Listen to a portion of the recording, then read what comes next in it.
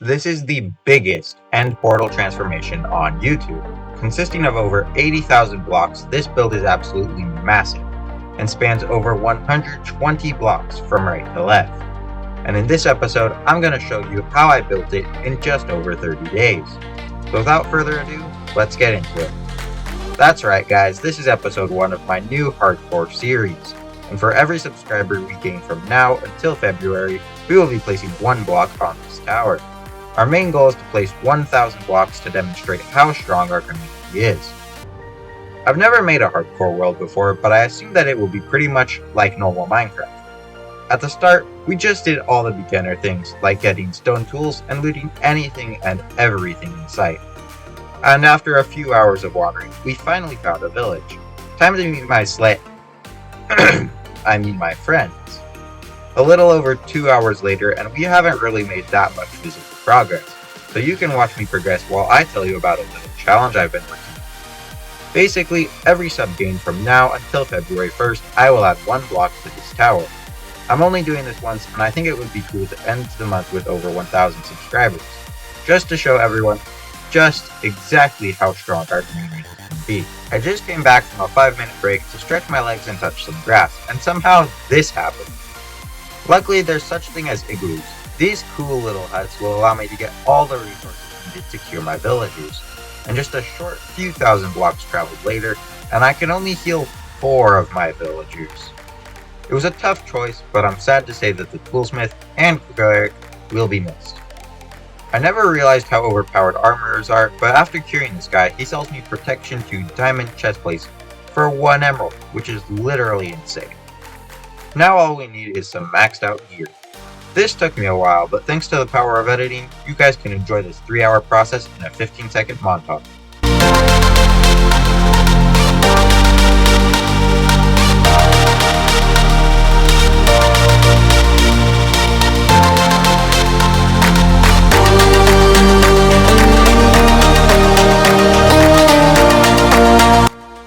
I also built these 2 iron farms in 3 hours so that I could trade iron for emeralds, along with sticks. If I hadn't done this, the whole process would have probably taken somewhere around 8 hours, 13 minutes, and 72 seconds, give or take. But at long last, it is finished, and by this point, I'm feeling pretty comfortable with going to the end, which means that we first have to go to the nether and get some blaze rods. I'm very lucky. So after making our way over to the fortress and having a slight dispute over whose dismembered relative was in my inventory, we could finally take the not at all long trip home. Then, instead of trading with piglins or murdering endermen, we just traded with villagers. So after spending my life savings on ender pearls, we could finally go to the end and commit genocide. Then, now that we're a fugitive from the law, we can escape through the end gateway and commit a few more felonies, such as breaking and entering, theft, murder, and flying in restricted airspace. After sneaking through enemy lines and back to the overworld, we could slap some ending and unbreaking on our elytra. Now, for our next course of action, we need to go back to the nether and build a bee farm. We need this farm so that we can get honey blocks. Specifically, we need 36 honey blocks. You see, with these honey blocks, we can build an automatic tree farm. This farm will be needed later in the video. Now, I've seen lots of different bee farms, but none like this one. I built 24 modules of this bee farm by KelpMC, and it is 100% expandable. And with more honey than we know what to do with, we can go back to the swamp that we found earlier. The reason why we need to go to this swamp is because of the slimes that it produces, but mainly their slime balls. And after spending a few nights at the swamp, we got all 50 slime blocks that we needed. Then we built up our tree farm, and it worked amazingly. That is, until I ran out of bone meal. This farm uses about 3 bone meal per second, and that means that we need a lot of bones. Or maybe just bone blocks. You see, the nether has a lot of fossils, made out of solid bone. And each block is worth 9 bone meal, which will last 3 whole seconds. And this may not sound like a lot, but it's better than murdering skeletons all night long. So I've been breaking fossils for a while now, and we can run the farm for about 10 minutes. This is still incredibly slow, and I think we could speed up production by a lot if we had some sort of farm that gets lots of bones. I decided that I had 3 main options, the first of which was a skeleton spawner. And I don't think that this farm is quite gonna cut it. For starters, it's quicker to just mine fossils, and secondly, it requires a skeleton spawn, which by itself is incredibly rare. The second option for bone meal is a wither skeleton farm. This one would allow me to get lots of bones and also get plenty of coal and wither skeleton skulls. The main problem with this farm is that it's very dangerous to build, especially in hardcore Minecraft. The last option is a mob farm, or a quad mob farm. I built this one in one of my survival worlds, and I can say with confidence that these things are almost constantly pumping out bones, along with all sorts of other mob drops that you would want to farm. The only problem is that it's extremely expensive to build, and I would like to get this video out before our deadline, which is January 2nd at the latest. Which leaves us with one clear option. It's time to build a wither skeleton farm. And if you want to see me build it, you're gonna have to check out this video here, because I somehow misplaced the footage. Either way, the farm is complete and works wonderfully. And after AFKing for about 2 to 3 hours, we finally had enough bones to power the tree farm for about an hour and a half. Also, for everyone wondering, there will be a link in the description for all the farms used in this video.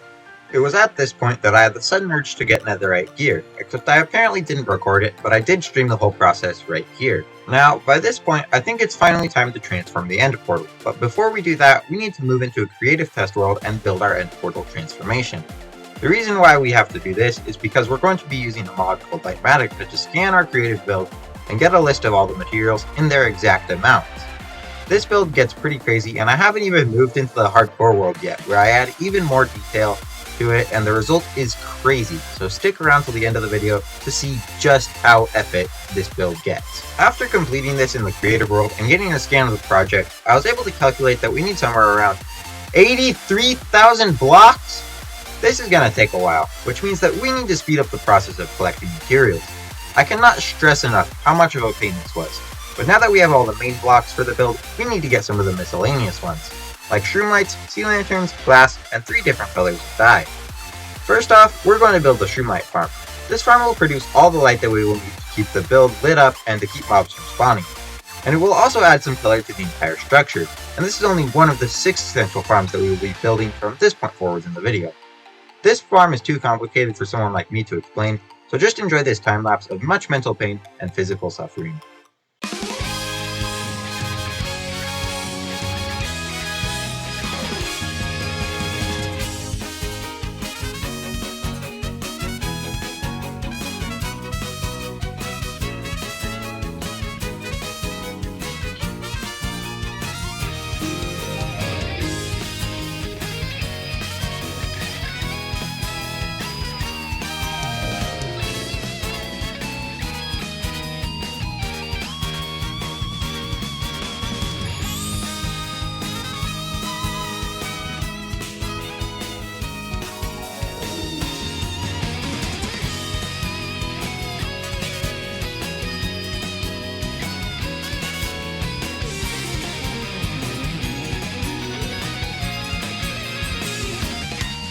And just like that, the farm is complete. The next farm is a guardian farm.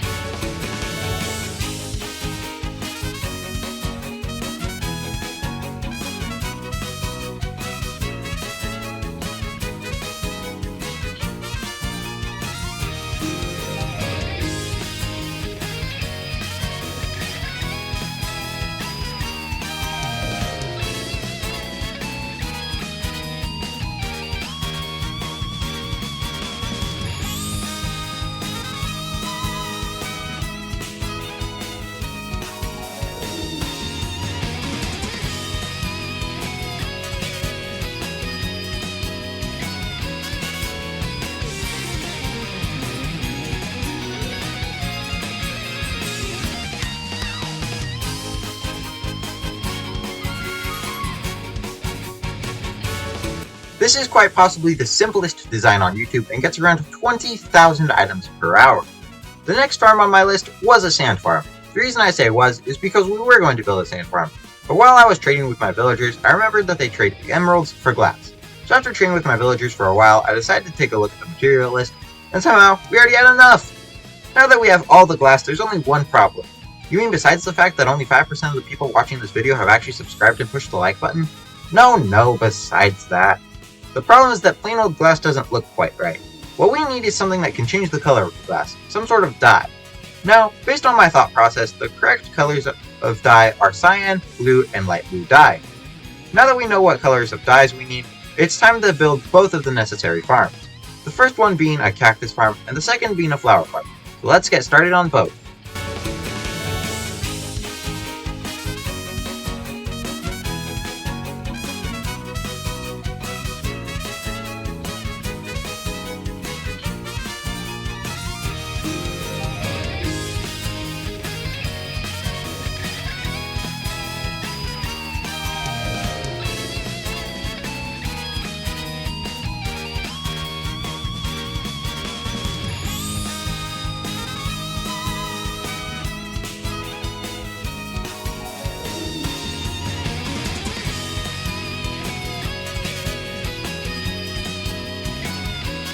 So after building the cactus farm, I was about to start building a flower farm, but I realized that there's a more cost-effective way to get blue dye, and that's to trade with villagers for lapis, that I can eventually turn into blue dye.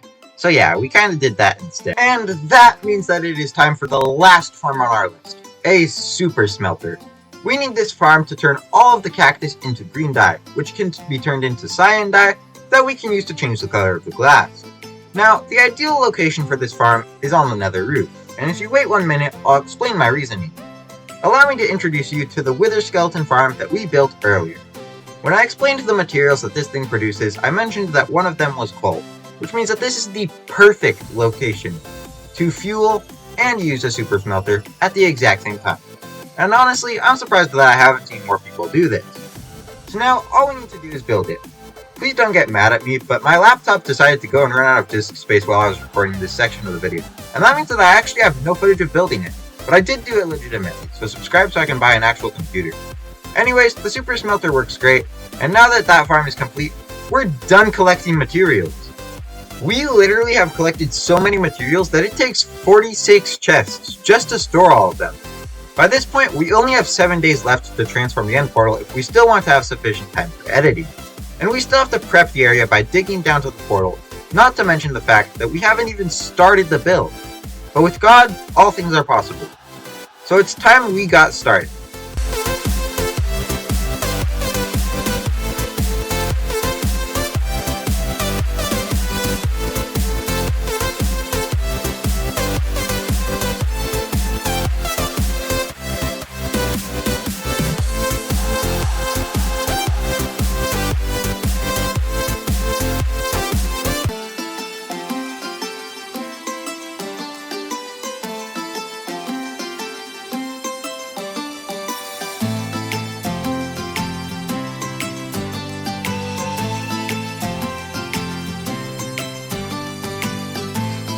So now that we have the entire area dug out, I'm going to show you how it is that we'll be able to finish this video in time.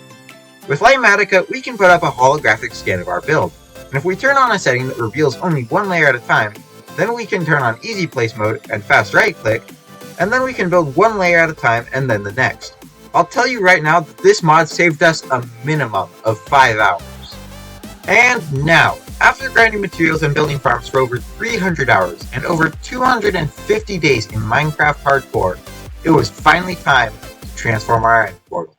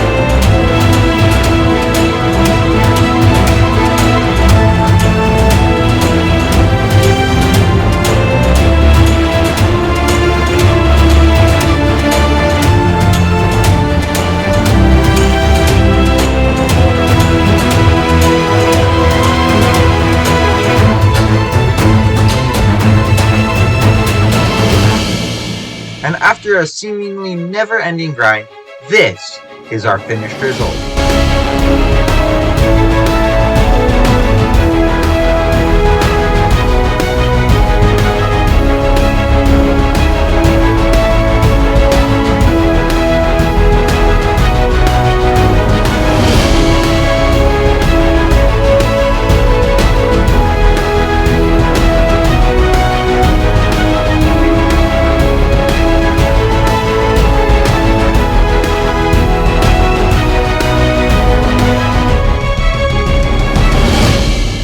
And it is absolutely epic. Let me know how well you think it compares to any of the other end portal transformations on YouTube.